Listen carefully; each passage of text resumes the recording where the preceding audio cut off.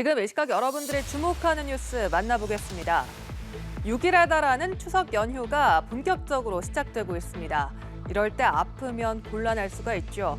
알고 보면 연휴에도 문을 여는 약국이나 병원이 곳곳에 있습니다.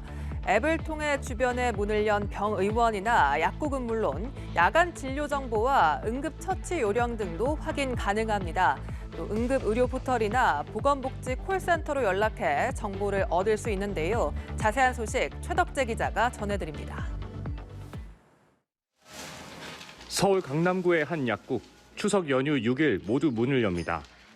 직원들이 다 같이 협력해서 나눠서 나오고 있기 때문에 주민들을 위해서 또 불편함 없이 약국 이용을 할 수 있도록 노력을 하고 있습니다. 긴 연휴 동안 편안히 연휴 잘 보내시고 건강하게 지냈으면 좋겠습니다.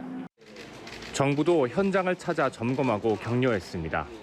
또 명절 기간 내에 또 이렇게 시민들을 위해서 이렇게 처방도 해주신다 그래가지고 예, 제가 감사의 말씀도 드리고 또 소아약 중심으로 또 약이 좀 부족하다는 또 걱정들이 많으셔가지고요. 그 문제는 저희가 확실히 해결하고자. 이 밖에도 전국 의료원과 응급실 운영 상황을 확인하는 등 연휴 기간 의료 공백이 없게 한다는 방침입니다. 이렇게 추석 연휴에도 문을 여는 약국이나 병원 등을 확인하려면 스마트폰 앱이나 온라인 홈페이지 혹은 콜센터를 이용하면 됩니다. 이젠 어플리케이션을 다운받아 실행하면 위치 정보를 기반으로 주변에 문을 연 병의원과 약국을 볼 수 있습니다. 야간 진료기관 정보와 자동 심장 충격기 위치, 응급처치 요령 등도 확인 가능합니다. 응급의료 포털 이젠.or.kr에 접속하면 연휴 시작 첫날부터 별도 알림창이 뜨고 문을 여는 병의원과 약국 정보 등이 표시됩니다. 진료 시간과 진료 과목도 조회할 수 있습니다. 또는 129번으로 전화하면 보건복지 콜센터로 연결돼 필요한 정보를 얻을 수 있습니다. 긴급 구급 상황 시에는 119번으로 전화하면 됩니다. 연합뉴스 TV 최덕재입니다.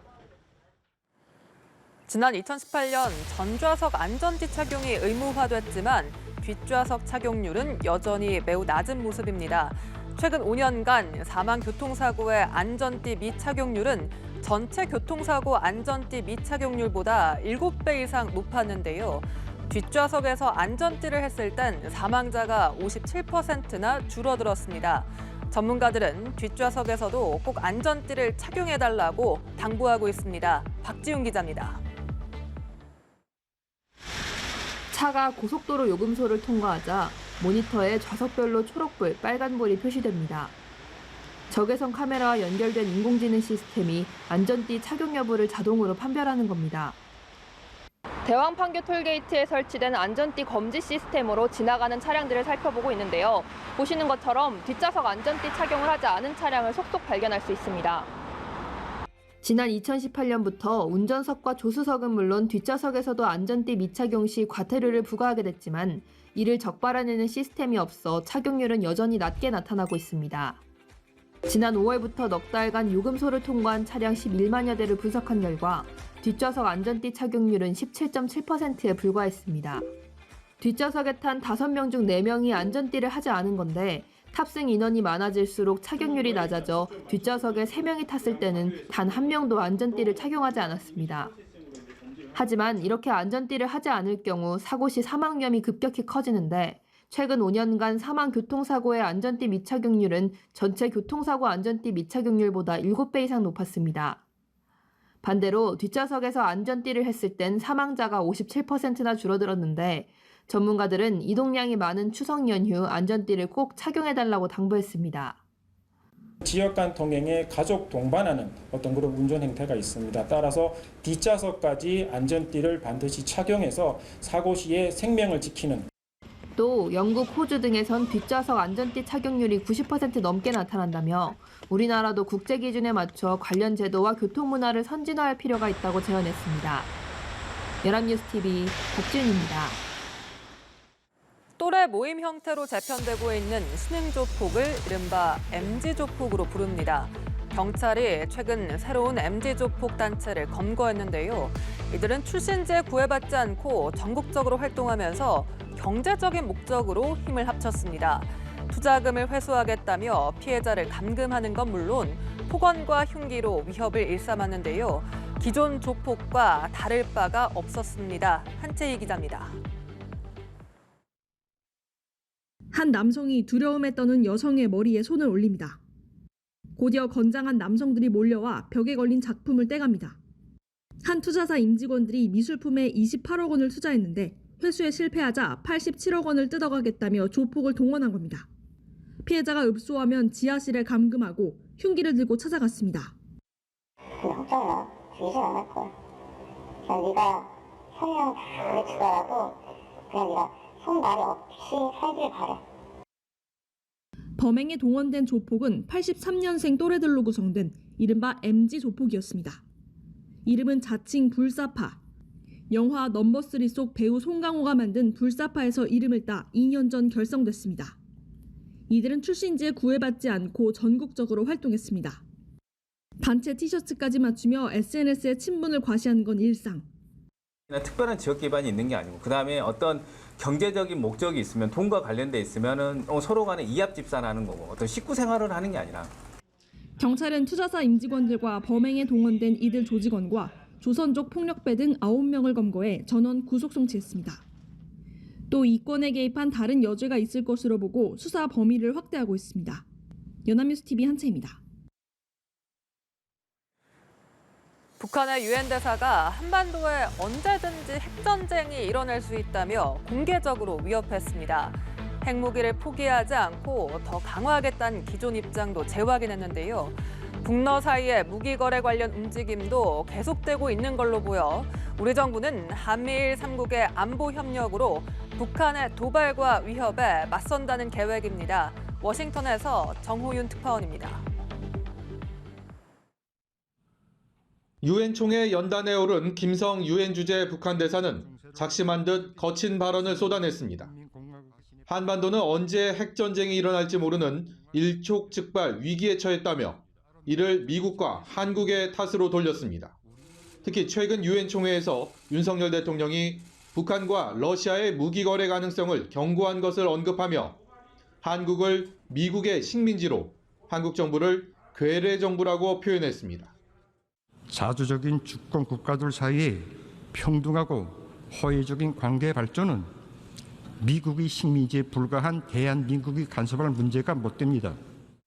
핵을 앞세워 자유력을 끌어올릴 것임을 강조하는 한편 북한 인권 문제를 다룬 유엔 안보리에 대해서도 불만을 나타냈습니다. 얼마 전 북러 정상회담 이후 양국 사이엔 무기 거래와 관련한 움직임이 계속되고 있는 것으로 전해졌습니다. 라브로프 러시아 외무장관은 다음 달 평양을 찾을 예정인데 푸틴 대통령의 평양 답방 문제를 논의할 것으로 전망됩니다. 우리 안보와도 직결되는 심각한 도전일 것입니다.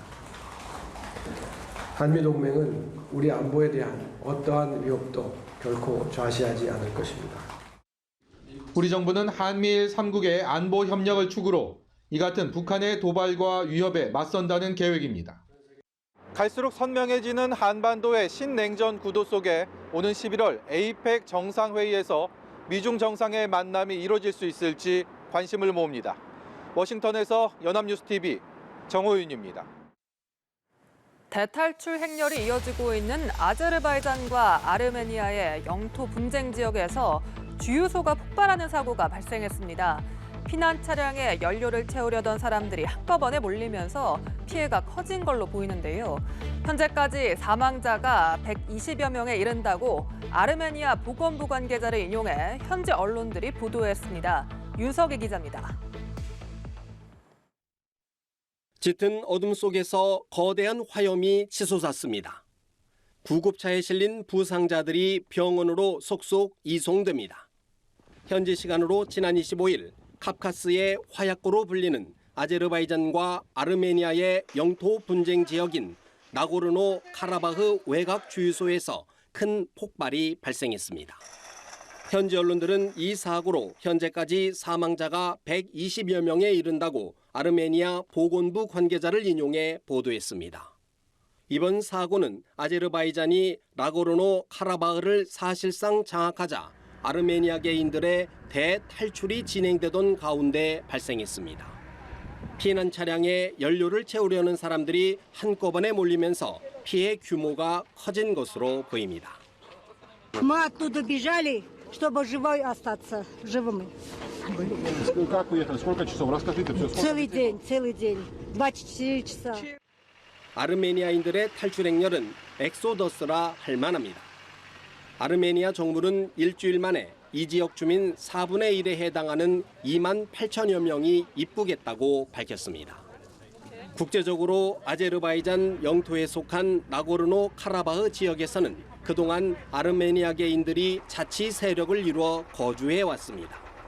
하지만 아제르바이잔이 지난 19일 무력으로 사실상 이 일대를 장악했고 인종 학살을 우려한 아르메니아계 주민들의 탈출 행렬이 이어지고 있습니다. 아제르바이잔은 자치 세력에 무장은 해제하되 주민들의 안전은 보장하겠다는 제안을 한 것으로 알려졌습니다. 연합뉴스 TV 윤석입니다.